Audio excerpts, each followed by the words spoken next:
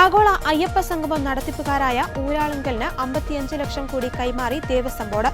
സ്പോൺസർഷിപ്പായി ലഭിച്ച തുകയിൽ നിന്നാണ് 55 ലക്ഷം രൂപ കൈമാറിയത്. 1.06 കോടി രൂപയാണ് ഇനി കൈമാറാനുള്ളത്. ബാക്കി തുക സ്പോൺസർഷിപ്പ് തുക കിട്ടിയ ശേഷം മാത്രമായിരിക്കും കൈമാറുക.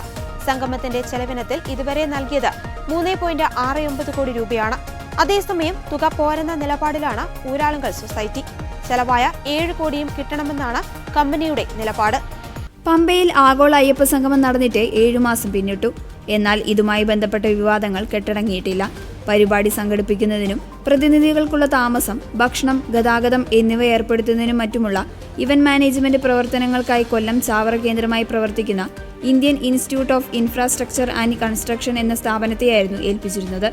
ആഗോള അയ്യപ്പ സംഗമവുമായി ബന്ധപ്പെട്ട് ഹൈക്കോടതി തിരുവിതാംകൂർ ദേവസ്വം ബോർഡിനെതിരെ വിമർശനവുമായി രംഗത്തെത്തിയിരുന്നു.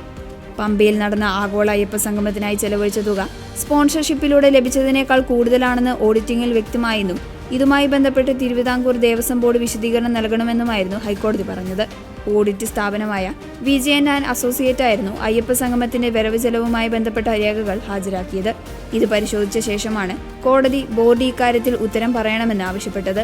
കഴിഞ്ഞ വർഷം സെപ്റ്റംബർ 20-നാണ് ആഗോള അയ്യപ്പ സംഗമം നടന്നത്.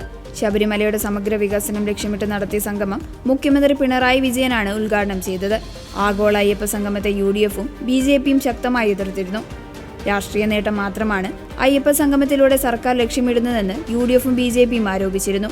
യുവതി പ്രവേശനവുമായി ബന്ധപ്പെട്ട് പ്രതിഷേധിച്ചവർക്കെതിരെ ചുമത്തിയ കേസുകൾ പിൻവലിക്കാതെ സഹകരണമില്ല എന്നായിരുന്നു UDF പറഞ്ഞത്.